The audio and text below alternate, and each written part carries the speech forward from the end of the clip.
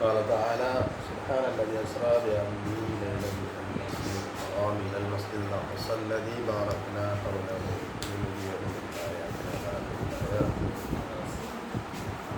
கடைசியாக மேராஜ் பயணத்தை சுருக்கமாக நம்ம பார்த்தோம். இதுதான் இல்லையா? இந்த மேராஜ் பயணம் பற்றி சிலர் சொல்லும்போது ஸல்லல்லாஹு அலைஹி வஸல்லம் அவங்கள அல்லாஹ் கனவுல தான் அந்த மாதிரி கூட்டிகிட்டு போனோம் அப்படின்னு சொல்லி சிலர் சொல்கிறாங்க.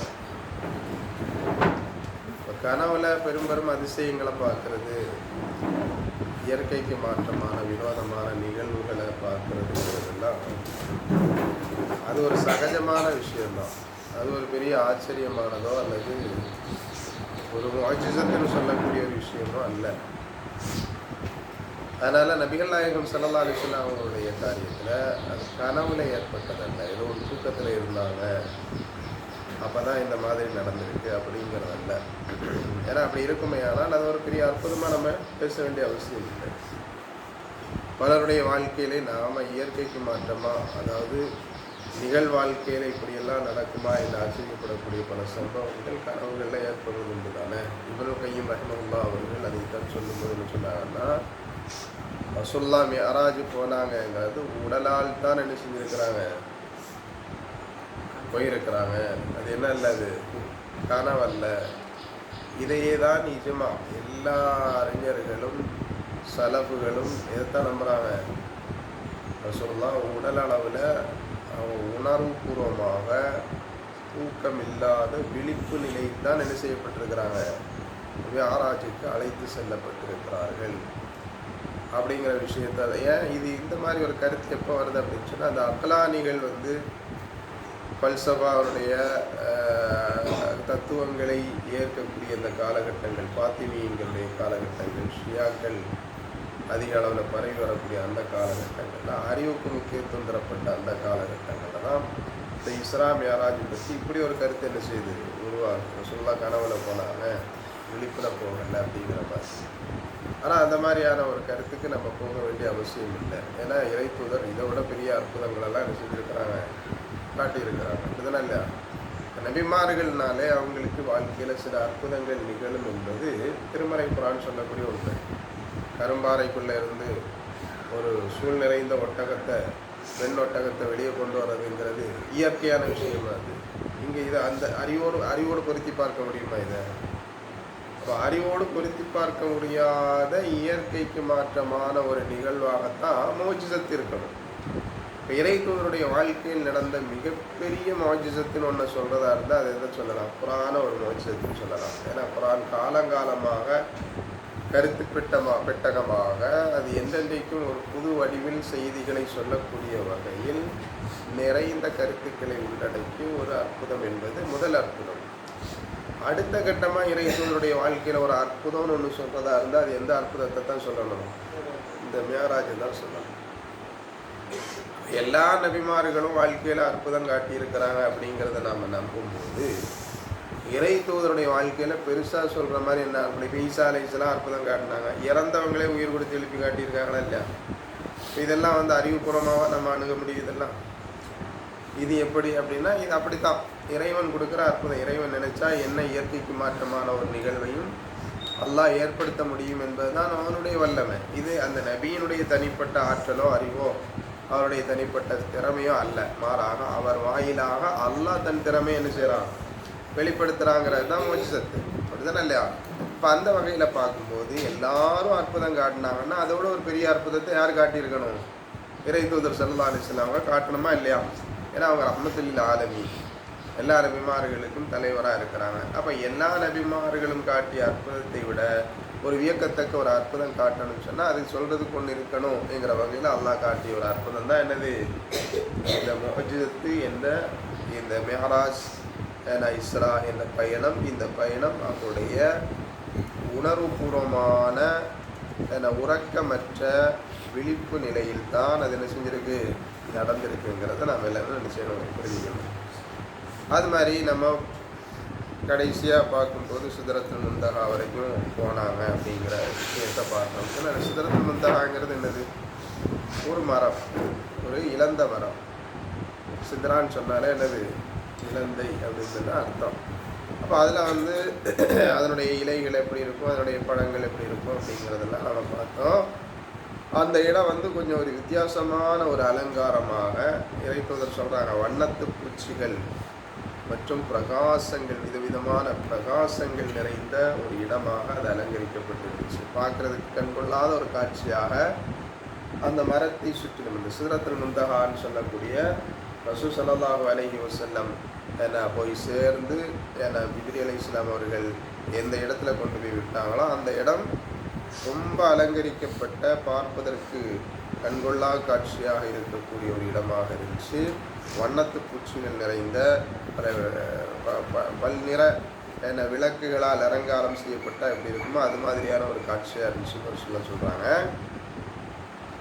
அதை வந்து சொல்லும்போது மேலே என்ன சொன்னாங்கன்னா, அதை வந்து வார்த்தைகளால் என்ன செய்ய முடியாது, வர்ணிக்க முடியாது. அந்த அழகை வந்து வார்த்தையால் வர்ணிக்க முடியாத அளவிற்கு ஒரு அழகாக அது இருந்தது அப்படின்னு சொல்லி நபிகள் நாயகம் ஸல்லல்லாஹு அலைஹி வஸல்லம் அந்த சிதறத்துல் முந்தஹால கண்ட காட்சியை பற்றி வளர்க்குறாங்க. அங்கிருந்து இறை தூதர் எங்கே செல்கிறாங்க அப்படின்னா பைத்துல் மாமூர். பைத்துல் மாமூருங்கிறது என்னது, ஒரு ஆலயம். இன்றைக்கி ஒரு பைத்துல் மாமூர், மஸ்ஜிதுல் மாமூர். மஸ்ஜித் மாமூர் எங்கே இருக்குது, மண்ணடியில் ஒரு மஸ்ஜித் மாமூர் இருக்கா இல்லையா? அந்த மஸ்ஜித் மாமூரை வச்சு தான் இங்கே பேர் வச்சுருக்கிறாங்க. மஸ்ஜிதுல் மாமூர், பைத்துல் மாமூருங்கிற ஒரு இறை இல்லத்துக்கு இறை தூதர் ஸல்லல்லாஹு அலைஹி வஸல்லம் செய்யப்பட்டாங்க, அழைத்து செல்லப்பட்டாங்க. அந்த இறை இல்லத்தினுடைய ஸ்பெஷாலிட்டி என்ன அப்படின்னா, அந்த பள்ளிவாசலுடைய தனிச்சிறப்பு என்ன அப்படின்னு சொன்னால், அங்கே மலக்குகள் என்ன செய்வாங்க, தொழுகைக்கு வந்துட்டு போவாங்க. மலக்குகள் வந்துட்டு போவாங்கன்னா அதை பற்றி கூட ரசூலுல்லாஹ்வுக்கு சொல்லப்படுது. ஒரு நாள் எத்தனை மலக்குகள் வருவாங்க, 70,000 மலக்குகள் என்ன செய்வாங்க, வருவாங்க. அதுலேயும் விசேஷமான ஒரு செய்தி என்ன அப்படின்னு கேட்டால், ஒரு முறை வரக்கூடிய மலக்கு திரும்ப என்ன செய்ய மாட்டாங்க. ஒவ்வொரு நாளும் வெவ்வேறு மலக்குகள் வருவாங்க. வெவ்வேறு மலக்குகள் வருவாங்கன்னா இதில் கூடுதலாக நம்ம தெரிஞ்சுக்க வேண்டிய விஷயம் என்ன, மலக்குகளுடைய எண்ணிக்கையை பொறுத்தவரை ஒரு இன்ஃபினிட் நம்பர். அது இவ்வளவுதான் ஒரு வரையறைக்கு என்ன செய்ய முடியாது, கொண்டு வர முடியாத அளவிற்கு வரையறை இல்லாத ஒரு எண்ணிக்கை யாருக்கு, மலக்குகளுடைய படைப்புக்கு இருக்குங்கிற மாதிரி தான் நம்ம அதில் என்ன செய்ய முடியும், புரிஞ்சிக்க முடியும். நாட்களுங்கிறது வரையறுக்கப்பட்டிருக்கா இல்லை. அப்போ அந்த ஒவ்வொரு நாட்கள்லையும் 70,000 மலக்குகள் அப்படின்னு சொன்னால் அப்போ மலக்குகளுடைய எண்ணிக்கை எவ்வளவுக்கு இருக்குங்கிறது நம்ம புரிஞ்சுக்கணும். மலக்குகள் சுஜூத் செய்கிற விஷயத்தை பற்றி சொல்லும்போதே, வானங்கள் நிரம்ப அவர்கள் இருக்கிறார்கள், அவர்களில் சுஜூது செய்வதற்கு இடமில்லாத அளவிற்கு அவங்க நிரம்பி இருக்கிறாங்க அப்படின்னு சொல்லி பார்க்குறோமா இல்லையா? இப்போ அந்த அளவிற்கு மலக்குகள் எண்ணிக்கையில் அதிகமானவர்களாக இருக்கிறார்கள் அப்படிங்கிறது இந்த செய்தியிலிருந்து நமக்கு தெரிந்து கொள்ள முடிகிறது. அதுபோல் நபிகள் நாயகம் ஸல்லல்லாஹு அலைஹி வஸல்லம் அவர்கள் சொர்க்கத்திற்கு என்ன செய்யப்படுறாங்க, அழைத்து செல்லப்படுறாங்க. அங்கே முத்துக்களாலான வளையங்களை பார்க்கிறார்கள். அங்குள்ள மண்ணை பற்றி வர்ணிக்கும் போது என்ன சொன்னாங்க ரசூலுல்லாஹ், அது கஸ்தூரியாக இருக்கும் என்று சொன்னார்கள். அங்கிருந்து அதற்கு மேல் அழைத்து செல்லப்பட்டார்கள். அங்கே பேனாக்களின் சத்தங்களை இறைத்தூதர் கேட்டாங்க. மெஹராஜில் ரசூலுல்லாஹ் கேட்டது என்னது, பேனாக்களின் சத்தங்கள் அப்படின்னா அமல்கள் எழுதுவது, மற்றபடி இறைவன் சொல்லக்கூடிய செய்திகளை எழுதுவதற்கு உரிய மலக்குகள் அவர்களுடைய பணிகளை செய்கிற அந்த ஒரு சப்தத்தை நான் கேட்டேன் என்று நபிகள் நாயகம் ஸல்லல்லாஹு அலைஹி வஸல்லம் சொல்கிறாங்கன்னா, அப்போ இங்கே தெரிஞ்சுக்க வேண்டிய மற்றொரு விஷயம் அப்படி என்ன அப்படின்னாக்க, இறைவன் அவனுடைய தஜல்லியத், அவனுடைய அலமத், அவனுடைய மகத்துவம் என்ன, அவனுடைய இடத்தில் பணியாளர்களாக மலக்குகள் பணி செய்து கொண்டிருக்கிறார்கள், பதிவு செய்து கொண்டிருக்கிறார்கள், எழுதுகிறார்கள். அதிலும் பேனா குறிப்பிடப்பட்டிருக்குன்னா எழுத்தினுடைய முக்கியத்துவத்தையும் என்ன செய்ய முடியுது, நமக்கு புரிந்து கொள்ள முடிகிறது. அப்புறமா கால காப கௌசைனி அவ் அத்னா ஃபஅவ்ஹா இலா அப்திஹி மா அவ்ஹா அப்படின்னு சொல்லி குர்ஆன்ல அல்லாஹ் தஆலா அந்த மிஅராஜினுடைய ஒரு நிகழ்வை பற்றி சொல்லுகிறான். அம்பும் வில்லும் போல அவர்கள் ஒருவரை ஒருவர் நெருங்கினார்கள். ஃபஅவ்ஹா இலா அப்திஹி மா அவ்ஹா, அப்போது அல்லாஹ் தன் அடியாருக்கு வஹி அறிவிக்க வேண்டிய செய்திகளை வஹி அறிவித்தான் என்பதாக வரக்கூடிய அந்த செய்தியில் அதில் ஒரு கருத்து வேறுபாட்டுக்கு என்ன அப்படின்னா, அல்லாஹுவை அவர்கள் பார்த்தார்களா, வலகத் ரஆஹு நஸ்லத்தன் உக்ரா, மற்றொரு முறை இறங்கும் போதும் அவரை கண்டார் என்று சொல்லி வரக்கூடிய அந்த செய்தியில் அல்லாஹுவை பார்த்தார்கள் என்பதா அல்லது ஜிப்ரீல் அலைஹிஸ்ஸலாம் அவர்களை பார்த்தார்கள் என்பதா, எது அதில் உண்மை அப்படிங்கும்போது சிலர் என்ன செய்கிறாங்க, இல்லை அல்லாஹை தான் பார்த்தாங்கங்கிறது தான் அங்கே அல்லாஹ் ஸ்பெஷலாக சொல்கிறான். அவ்வளோ உயரத்திற்கு அல்லாஹ் அழைத்து செல்லுகிறான் என்றால் தன்னை காண்பிப்பதற்காகத்தான் அல்லாஹ் அழைத்து சென்றிருக்கிறான் என்ற கருத்து ஒரு சாரார் சொல்கிறாங்க. இன்னொரு சாரார் அதுக்கு என்ன விளக்கம் சொல்கிறாங்க, இல்லை இல்லை அவரை யதார்த்த ரூபத்தில் கண்ட விஷயத்தை அல்லாஹ் அங்கே பேசுகிறான். ஜிப்ரீல் அலைஹிஸ்ஸலாம் தான் பைத்துல் முகத்தஸ்லேருந்து வானலோகத்துக்கு கூட்டுட்டு போகிறாங்க, அப்படி தானே இல்லையா? ஆனால் அப்படி கூட்டுட்டு போகும்போது அவங்க யதார்த்த ரூபத்தில் இருக்கல, ரூபம் மாறக்கூடிய தன்மை யாருக்கு இருக்கு, மலக்குகளுக்கு இருக்கு. அப்போ ஜிப்ரீல் அலைஹிஸ்ஸலாம் தன்னுடைய யதார்த்த ரூபத்தில் போகலை. அவங்க சிதறத்தில் முந்தகா அந்த இடத்தில் வரும்போது அவர்கள் என்ன செய்கிறாங்க, தன்னுடைய யதார்த்த ரூபத்துக்கு மாறுகிறார்கள்.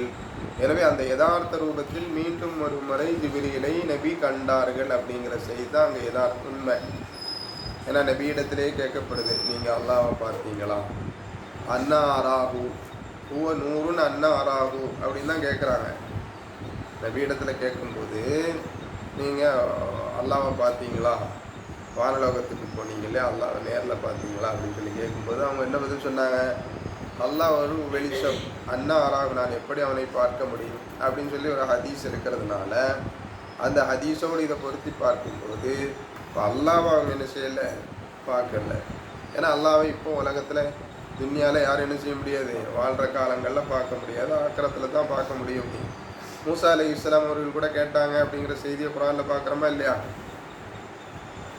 அல்லாஹ்வுத்தாலா என்ன பதில் சொன்னா, என்ன என்ன அந்த அந்த இடத்துல அல்லாஹ் பதில் சொல்லும்போது, ஏன்னா நீங்கள் இந்த மலையை பாருங்கள், உம்ரில் ஜபலி மைனிஸ்தகர்ர மகானஹு ஃபஸௌஃப தரானி, அந்த மலையை பாருங்கள், அதில் நான் காட்சியளிக்கிறேன், அந்த மலை அது இருக்கும் இடத்தில் அப்படி இருக்குமானால் என்னை நீங்கள் காணலாம். ஆனால் அந்த மலை அப்படி இருந்துச்சா இல்லை, அது சுக்குநூறாக போச்சு. அல்லாஹ்வுடைய அந்த தஜல்லியத்தால் அல்லாஹ்வுடைய மகத்துவத்தால் அல்லாஹ் அங்கே காட்சியளிப்பது என்பது அல்லது அதை பார்ப்பது என்பது சாத்தியமில்லை என்பதை ஒரு கணம் நிரூபித்த ஒரு நிகழ்வு தான் அந்த தூரிசினா மலையில் ஏற்பட்ட அந்த ஒரு சம்பவம். அவன் மூசா அலைஹிஸ்ஸலாம் பார்க்கல, என்ன பண்ணிட்டாங்க, அல்லாஹ்வுடைய ஒரு சிறு ஒளிக்கீற்று அங்கே தோன்றிய உடனேயே அவர்கள் மயக்கமுற்றார்கள் அப்படிங்கிறதான் குர்ஆன் சொல்லக்கூடிய செய்தி. கால சுப்ஹான, நீ மிக பரிசுத்தமானவன் என்று சொல்லி அந்த இடத்துல என்ன செஞ்சிட்டாங்க, மூசா அலைஹிஸ்ஸலாம் தான் கேட்டது தவறு என்பதை கூட உணர்ந்து கொண்டார்கள், மன்னிப்பு கேட்டார்கள் என்கிற செய்தியை நாம் பார்க்குறோம். அப்படிங்கும்போது எந்த நபியும் அல்லாஹ்வை பார்த்ததில்லை என்பதுதான் யதார்த்தம். அல்லாஹ்வுடைய அப்போ அல்லாஹ் நபிகள் நாயகம் ஸல்லல்லாஹு அலைஹி வஸல்லம் அவங்களுக்கு காட்டி கொடுத்தான் அப்படின்னு சொன்னால் அது ஒரு பாரபட்ச நிலையை உணர்த்தும். அப்படின்னா என்ன, ஏன் மற்ற நபிமார்களுக்கு காட்டி கொடுக்கக்கூடாது அப்படின்னா அவங்க மற்ற மக்களுக்கு சொல்கிறதுக்கு இன்னும் கொஞ்சம் ஒரு சான்றாக அது இருக்கும் அல்லவா? அப்படி நபிமார்களுக்கு காட்டி கொடுத்தா இன்னொரு கேள்வி வரும், நபிமார்கள் அவங்க பார்த்துட்டாங்க, அவங்க நம்பிடுவாங்க, நம்ம தான் பார்க்கலையா, அப்போ நம்ம எப்படி நம்ப முடியும் அப்படிங்கிற ஒரு கேள்வி வரும். அப்போ கேள்விக்குள்ளே கேள்வி போய்கிட்டே இருக்கும். அதனால் யாரும் பார்க்கல அப்படிங்கிறது தான் அங்கே என்னவாக இருக்கணும், பொருத்தமாக இருக்க வேண்டும் என்கிற அடிப்படையில் அல்லாஹ் அவர்களுக்கு தன்னை காண்பிக்கவில்லை என்பதுதான் யதார்த்தம். அதைத்தான் நாம் என்ன செய்யணும், இந்த ஹதீஸின் அடிப்படையிலும் அந்த ஒரு நிலைப்பாட்டுக்கு தான் நாம் என்ன செய்யணும், வரணும். அதே போல் நபிகள் நாயகம் ஸல்லல்லாஹு அலைஹி வஸல்லம் அவர்களுக்கு பால், மது, தேன் போன்றவைகளெல்லாம் கொடுக்கப்பட்டது, கொண்டு அவர்கள் முன்னிலையில் வைக்கப்பட்டது. அதில் நபிகள் நாயகம் ஸல்லல்லாஹு அலைஹி வஸல்லம் அல்லது இன்னொரு ஹதீஸில் பாலும் மதுவும் வைக்கப்பட்டது. நபி எதை தேர்ந்தெடுத்தார்கள், பாலை தேர்ந்தெடுத்தார்கள். அப்படியானால் நீங்கள் இயற்கை நெறியில் இருக்கிறீர்கள் என்பதற்கு அது ஒரு சான்றாக இருக்கிறது.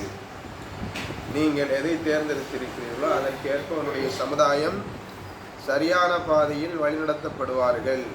இதுவே மதுவை தேர்ந்தெடுத்திருந்தால் உங்களுடைய சமூகம் வழிகேட்டின் பக்கம் அவர்கள் வழிநடத்திருப்பார்கள் என்கிற ஒரு நற்செய்தி அதன் மூலம் என்ன செய்யப்படுது, சொல்லப்படுது. அதே மாதிரி சொர்க்கத்தினுடைய ஆறுகள் பற்றி பார்த்தோம். ரசூல் ஸல்லல்லாஹு அலைஹி வஸல்லம் அவங்களுக்கு ஹவுதுல் கௌசர் காண்பிக்கப்படுகிறது. அதே போல் நரகம் ரசூலுல்லாஹ் காண்பிக்கப்படுகிறது. நரகத்தினுடைய காவலாளிகளை பற்றி ரசூலுல்லாஹி ஸல்லல்லாஹு அலைஹி வஸல்லம் சொல்லும்போது மாலிக் அப்படிதானா அவங்க வந்து பார்க்கும்போது ரொம்ப கடுகடுப்பாகவே இருக்கிறாங்க. ஒரு முகத்தில் ஒரு புன்னகை இல்லை, முகமலர்ச்சி இல்லை, கடுகடுத்த முகத்துடனேயே அவர்கள் காட்சியளிப்பதாக இறைத்தூதர் சொன்னார்கள். அதே போல் அனாதைகளுடைய சொத்துக்களை அநியாயமாக உண்டவர்கள் பற்றி சொல்லும்போது அவங்களுடைய உதடுகள்லாம் எப்படி இருக்குமா, ஒட்டகத்தினுடைய உதடுகளைப் போல இருக்கும். அவருடைய அந்த வாய்கள் திறக்கப்பட்டு அது வழியாக அம்மிகள் குளவிகள் அளவிற்கு, அப்படின்னா அரபுகள் அன்றைய காலகட்டத்தில் பயன்படுத்தி வந்த அந்த பொருட்கள், உதாரணம் சொன்னால் எதை சொன்னால் புரிய முடியுமோ அந்த மாதிரி அந்த கங்குகள் எடுத்து அவர்களுடைய வாய்களில் வீசப்படுவதை பார்க்கிற போது அந்த கங்குகளுடைய கோலங்கள் எப்படி தெரிஞ்சுது, அன்றைக்கு பயன்படுத்தக்கூடிய அம்மி குழவிகள் எப்படி இருக்குமோ, அரைகல்லுகள் ஆட்டுக்கல்லுகள் எப்படி இருக்குமோ அந்த ஒரு வடிவத்தில் அது காட்சியளித்தது. அவைகள் கொண்டு வந்து அவர்களுடைய வாய்களில் கொட்டப்பட அது பின்வழியாக வெளியேறுவது என தெரிந்தது. அந்த அளவிற்கு அவர்கள் அந்த தண்டனையை அங்கே அனுபவிப்பார்கள் என்கிற செய்தி அனாதைகளுடைய சொத்துக்களை அநியாயமாக சாப்பிடக்கூடியவர்களுக்கு ஏற்படக்கூடிய ஒரு காட்சியை நரகத்தில் அவர்களுக்கு காட்டப்பட்டது. அதே மாதிரி வட்டி வாங்கி சாப்பிட்றவங்களுடைய ஒரு காட்சியை ரசூலுல்லாஹ் பார்க்குறாங்க. என்ன பண்ணுறாங்க அப்படின்னா, அவங்களுடைய வயர்கள் அப்படி ஒரு பெரிய பானை மாதிரி என்ன செய்யுது, வயர்கள் பெருத்திருக்கு. அவங்க வந்து அந்த வயர் பெருசாக இருக்கிற காரணத்தினால எந்த பக்கமுமே நகர முடியாதவர்களாக இருப்பாங்க. வலது பக்கம் என்ன செய்ய முடியாது, திரும்ப முடியாது, இடது பக்கம் திரும்ப முடியாது. இப்படி ஒரு கோலத்தில் அவர்களை கண்டார்கள். அதே போல் ஃபிரௌனுடைய குடும்பத்தார்களையும் என்ன செஞ்சாங்க பார்த்தாங்க நபிகள் நாயகம் ஸல்லல்லாஹு அலைஹி வஸல்லம். அப்போது அந்த நரகத்தில் அவர்கள் கொண்டு வரப்படும் போது அந்த ஃபிரௌனுடைய கூட்டத்தார்களையும் கடந்து செல்கிறவர்கள் எல்லோருமே அவர்களை மிதித்து கொண்டு செல்வார்கள் அப்படிங்கிற ஒரு இழிநிலையை நான் கண்டேன் என்பதாக ரசூல் ஸல்லல்லாஹு அலைஹி வஸல்லம் என்ன செய்கிறாங்க சொல்கிறாங்க. அதே மாதிரி அசிங்கமான வழிகளில் சென்றவர்கள் அவர்களுக்கு கொடுக்கக்கூடிய மோசமான தண்டனைகளை பற்றி, நெறி தவறி போனவர்கள் அவர்களுக்கு கொடுக்கப்படுற தண்டனைகளை பற்றி இதையெல்லாம் ரசூல் ஸல்லல்லாஹு அலைஹி வஸல்லம் தன்னுடைய மேராஜினுடைய காட்சிகளாக என்ன செய்கிறாங்க, எடுத்து விளக்குறாங்க. அதே மாதிரி ரசூலுல்லாஹ்வுடைய மேராஜினுடைய பயணத்தின் போது கண்ட ஒரு காட்சி அதை விளக்குறாங்க. என்னன்னா, நான் போகிற வழியில் ஒரு கூட்டம், ஒரு வணிக கூட்டம், வியாபார கூட்டம் ஒன்று சென்று கொண்டிருந்தது. அது செல்லும் வழியில் அதனுடைய ஒரு ஒட்டகம் வந்து தவறியதை அவர்கள் தேடிக்கொண்டிருந்தார்கள். அப்போது அந்த பயண கூட்டத்தினுடைய ஒட்டகம் எங்கே இருக்கிறது என்ற தகவலை, ஏன்னா வானலோகத்துக்கு ஏறி செல்லும்போது இங்கே ஒரு கூட்டம் இருக்குது, அவங்க ஏதோ தேடுற மாதிரி, கொஞ்சம் மேலே உயரத்தில் போயாச்சுன்னா அவங்களுடைய ஒட்டகம் எங்கே இருக்குங்கிறத என்ன செய்யலாம், நம்ம தெரிஞ்சுக்கலாம்.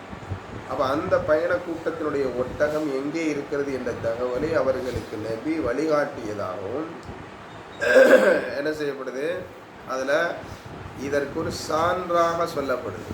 ரசூலுல்லாஹ் போனதுக்கு ஒரு எவிடன்ஸ் வேணுமா இல்லையா? ஒரு கூட்டத்தை அல்லாஹ் சான்றாக்குகிறான், ஒரு பயண கூட்டத்தை அல்லாஹ் என்ன செய்யலாம், சான்றாக்குகிறான்.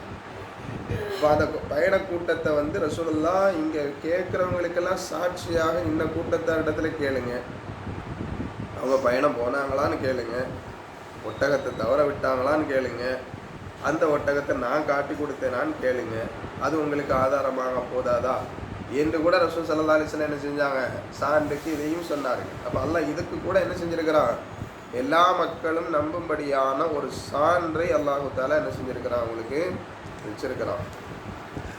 அதுபோக ஏன்னா இரும்பு செம்பு நகங்களை கொண்ட ஒரு கூட்டம், அவர்கள் தங்களுடைய நகங்களால் முகங்களை அப்படியே கிழித்துக் கொள்வார்கள், தங்களுடைய நெஞ்சுகளை கிழித்துக் கொள்வார்கள். மன்ஹாவுலா யா ஜிப்ரீலே, இவர்களெல்லாம் யார் என்று ரசூல் ஸல்லல்லாஹு அலைஹி வஸல்லம் கேட்டாங்க. ஹுமுல்லதீன யஅகுலூன லுஹூமன் நாஸ் வ யகஊன ஃபீ அஹாலிஹி, இவர்கள்லாம் மக்களுடைய மாமிசத்தை உண்டவர்கள், இவர்கள் மக்களுடைய மானத்தில் விளையாடியவர்கள்.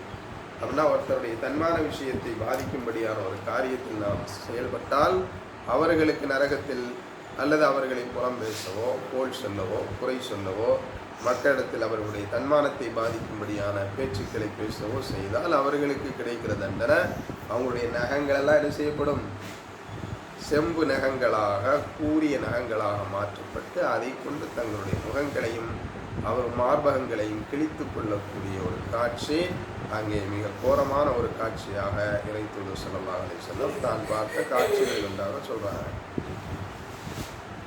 அதே மாதிரி கேட்குறாங்க நபி இடத்துல, ஏன்னா நீங்கள் பைத்துல் முகத்தஸை பார்த்தீங்களாமே அப்படின்னு சொல்லி கேட்கும்போது ரசூலுல்லாஹ் சொல்கிறாங்க, அந்த செய்தியை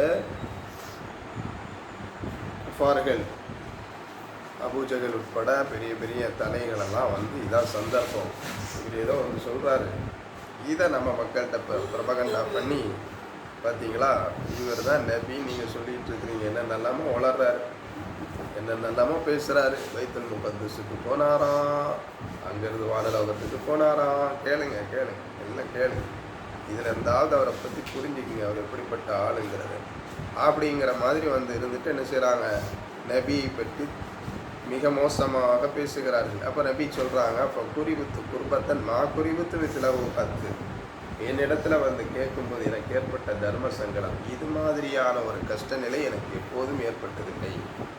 அப்படி நின்று கேட்டாங்க, என்ன பைத்துல் முகத்தஸ்ன்னு சொல்கிறீங்களே, பைத்துல் முகத்தஸினுடைய கதவுகள் எத்தனை இருந்துச்சு, அதனுடைய மின் விளக்குகள் எத்தனை இருந்துச்சு, அல்லது அதனுடைய தூண்கள் எத்தனை இருந்துச்சு, ஜன்னல்கள் இதெல்லாமே ஒருத்தர் எண்ணி பார்ப்போம். ஒருத்தர் பைத்துல் முகத்தஸ் போனோன்னு எல்லாத்தையும் எண்ணிடுவாங்களா, அதெல்லாம் சொல்லுங்கள், நீங்கள் பார்த்தீங்கன்னு சொல்கிறீங்களா சொல்லுங்களேன் அப்படின்னு கேட்ட உடனே எனக்கு அது மாதிரி ஒரு தர்ம சங்கடம், அது மாதிரி ஒரு கஷ்டம் வாழ்க்கையில் வேறு எப்போவுமே ஏற்பட்டதில்லை, அந்த அளவுக்கு நான் கஷ்டத்தை உணர்ந்தேன். அப்போ அல்லாஹ் எனக்கு என்ன பண்ணா தெரியுமா, ரஃபஅல்லாஹுலி அன்துர் இலைஹி, எனக்கு பைத்துல் முகத்தஸ் அப்படி கொண்டு அல்லாஹ் கண்ணுக்கு முன்னாடி காட்சியளிக்க செய்தான், அதை நான் பார்த்தேன். மாயசாலுனி அன்ஷைன் இல்லா அம்பாத்துகும் பிஹி, என்ன கேள்வி பைத்துல் முகத்தஸை பற்றி அவங்க கேட்டாலும் அந்த கண் முன்னால் காட்சியளிக்கிற பைத்துல் முகத்தஸை பார்த்து என்னால் பதில் சொல்ல முடிந்தது. உக்கது ரஐத்துனி, எப்போ ரசூலுல்லாஹ் சொல்லலை, நான் போன உடனே தூணெல்லாம் எண்ணிட்டேன், லைட்டெல்லாம் கரெக்டாக எண்ணிட்டேன், அது மாதிரி சொல்லிட்டேன், அப்படி சொல்லலை, எனக்கு அது கஷ்டமாக இருந்துச்சுங்கிறப்ப யதார்த்தத்தை பேசுகிறாங்க, யதார்த்தத்தை அவங்க சொல்கிறாங்கங்கிறதுக்கு அதுவே ஒரு சான்று. அப்போ அல்லாஹ் என்ன பண்ணா, எனக்கு அந்த நேரத்தில் காட்டி தந்ததை வச்சு தான் நான் என்ன செஞ்சேன் சொன்னனே ஒழிய, அவங்க இயற்கை என்ன, ஒரு மனுஷன் போனோடனே இதையெல்லாம் என்ன செஞ்சிட முடியாது, சரியான முறையில் அப்படியே அப்சர்வ் பண்ணிட முடியாது அப்படிங்கிறது தான் யதார்த்தம். அப்படி நபி சொன்னால் கூட அது கூட ஒரு பொய்யா இருந்தது, அப்படித்தானே இல்லையா, இது என்னடா இது கேட்டோன்னு சொல்லிட்டாரா இன்னும் அப்படி பார்த்தது மாதிரி அப்படின்னா, அப்போ அது கூட இயற்கைக்கு மாற்றமானது, அது ஒரு மனிதனுடைய இயல்புக்கு மாற்றம். அப்போ ரசூலுல்லாஹ் சொல்கிறது யதார்த்தம். ஏன்னா நேரில் எனக்கு அப்போதும் அல்லாஹ் காட்டி தருகிறான், காட்டி தந்ததை வைத்து தான் நான் என்ன செய்கிறாங்க பதில் சொல்கிறேன்னு சொல்கிறாங்க. அப்போ ஒவ்வொன்றையும் நான் பார்த்து அவர்களுக்காக என்ன செஞ்சேன் பதில் சொன்னேன் என்பதாக நபிகள் நாயகம் ஸல்லல்லாஹு அலைஹி வஸல்லம் அவர்கள் தனக்கு ஏற்பட்ட அந்த ஒரு நிலையை மிஅராஜிலிருந்து இஸ்ராவிலிருந்து வருகை தந்ததற்கு பிறகு ஏற்பட்ட அந்த ஒரு நிகழ்வை எடுத்து சொன்னாங்க. அதுக்கப்புறம் அபூபக்கர் சித்திக் ரொம்ப பக்கபலமாக இருக்கிற ஒரு பாரம்பரியம் மிக்க நல்ல ஒரு குடும்பத்தை சார்ந்த அவருடைய நெருக்கமான தோழர் யார், அபூபக்கர். இப்போ அபூபக்கரை குழப்பிட்டா எல்லாம் குழம்பிடும் அப்படின்னா அபூபக்கரை மையப்படுத்தி அவர்கிட்ட போய் கேட்குறாங்க, என்ன அல்லக இலா சாஹிபிக யஸாமு அன்னஹு உஸ்ரிய பிஹி லைலா இலா பைத்துல் முகத்தஸ், பைத்துல் முகத்தஸுக்கு ராத்திரியும் ராமானமா அழைத்து செல்லப்பட்டதாக உன்னுடைய ஒரு தோழர் வாதிக்கிறாரே, அதை பற்றி என்ன நினைக்கிற? ஆனா அவக்காலதாலிக்க அப்படியா சொன்னார், அப்படியா என்னுடைய தோழர் சொன்னார், அதாவது ரசூலுல்லாஹ் அப்படியா சொன்னாங்க? ஆமாம் அப்படி தான் அவர் சொல்லிட்டு இருக்கிறாரு. இங்கான காலதாலிக்க நான் கசதக்கா அப்படித்தான் சொல்லியிருப்பாரு, ஆனால் கண்டிப்பாக உண்மையை தான் சொல்லியிருப்பாரு. அப்படி தான் அவர் சொன்னாரே, ஆனால் கண்டிப்பாக அவர் என்ன தான் சொல்லியிருப்பாரு, இப்படியா சொன்னார். இதெல்லாம் எங்கெங்கே நடக்க போகுது, இப்படிலாமா சொல்லுவாங்க, சொல்கிறதுக்கு ஒரு அளவு வேண்டாமா அப்படின்னு சொல்லுவாருன்னு நினச்சாங்க. அப்படி தானே இல்லையா, அவர் அப்படியா சொன்னார், அப்படி சொல்லியிருந்தால் அது உண்மையாக தான் இருக்கும். அவத்து சொத்திகுஹு அன்னஹு தஹப லைலா இலா பைத்துல் முகத்தஸ் வஜா கபல அன் யுஸ்பிஹா, போயிட்டு ராத்திரியோட ராத்திரியா திரும்ப ஊருக்கு வந்துட்டார், நீ நம்பவா செய்கிற?